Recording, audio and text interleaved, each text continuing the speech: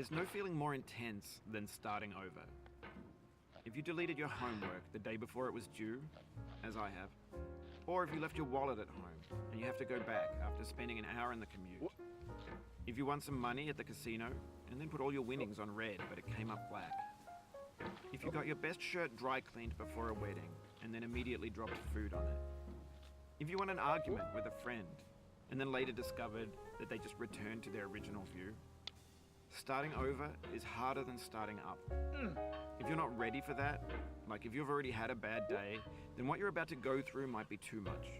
Feel free to go away and come back. I'll be here. Alright, thanks for coming with me on this trip. I'll understand if you have to take a break at any point.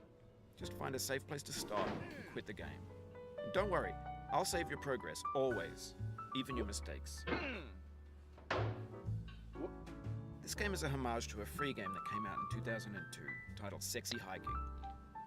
The author of that game was Jazzuo, a mysterious Czech designer who was known at the time as the father of B games. And B games are rough assemblages of found objects.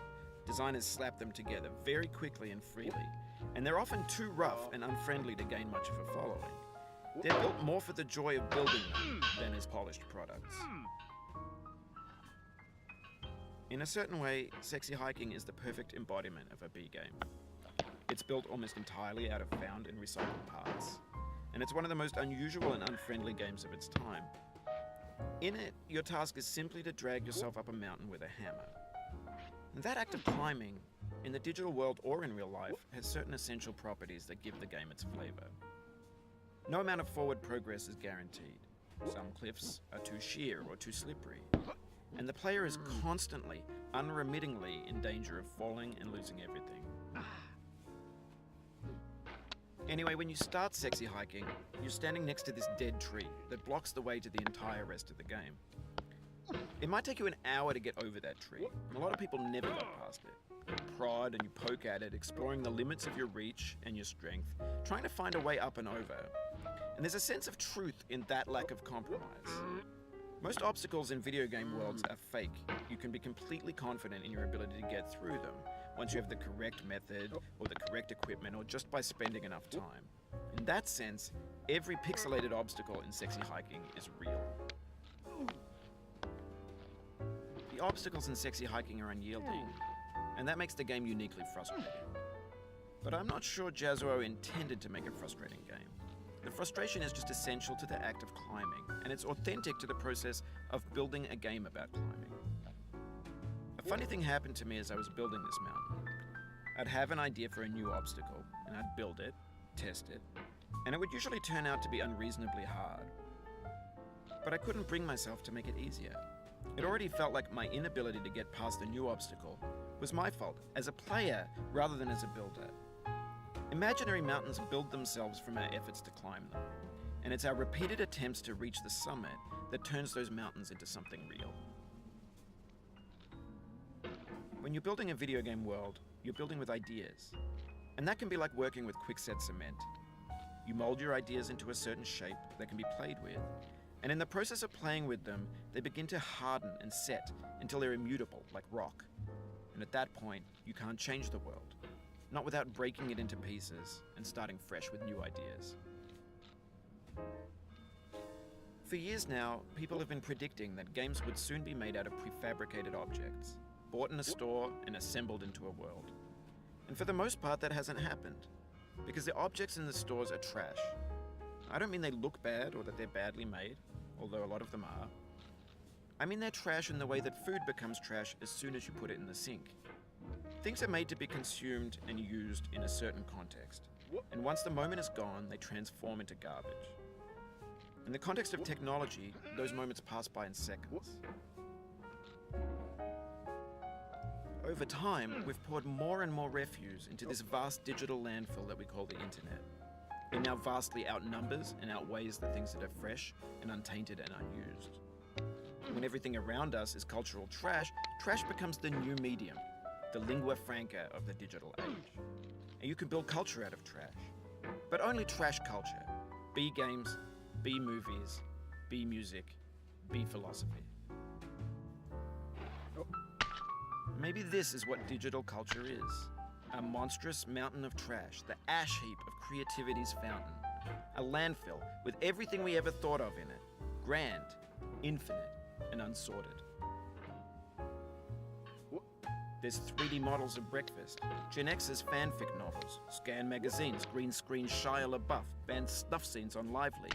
Facebook's got lifelike bots with unbranded adverts and candid shots of Kanye and Taylor Swift mashups, car crash epic failed GIFs, Russian dashcam vids, discussions of McRibs, discarded, forgotten, unrecycled, muddled, rotten, untitled.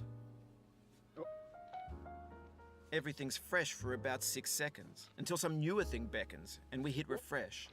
And there's years of persevering, disappearing into the pile, out of style, out of sight.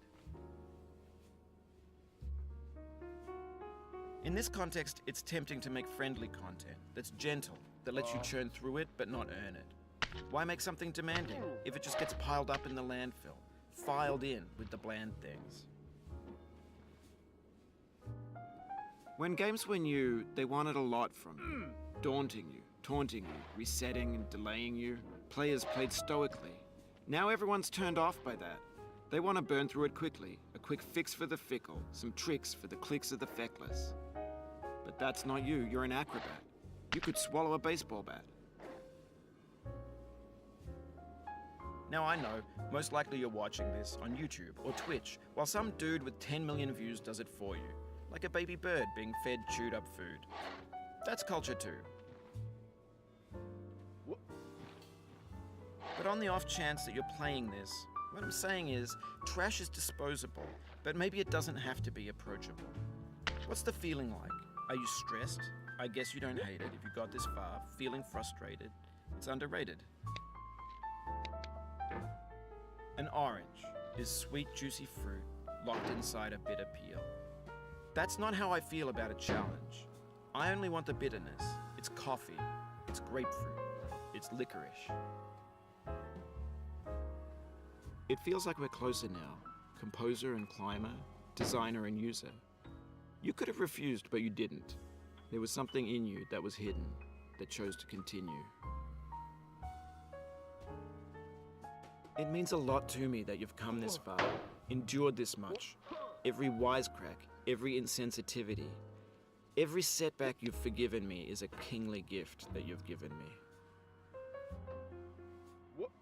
We have the same taste, you and I. It's not ambition, it's ambition's opposite. An obdurate mission to taste defeat. You'll feel bad if you win, so I put this snake in for you. Have you thought about who you are in this? Are you the man in the pot, Diogenes? Are you his hand? Are you the top of his hammer? I think not. Where your hand moves, the hammer may not follow, nor the man, nor the man's hand.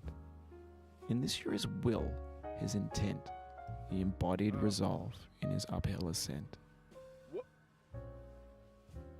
Now, you've conquered the ice cliff, the platforms, the church, and the rectory, the living room and the factory, the playground, the construction site, the granite rocks, and the lakeside.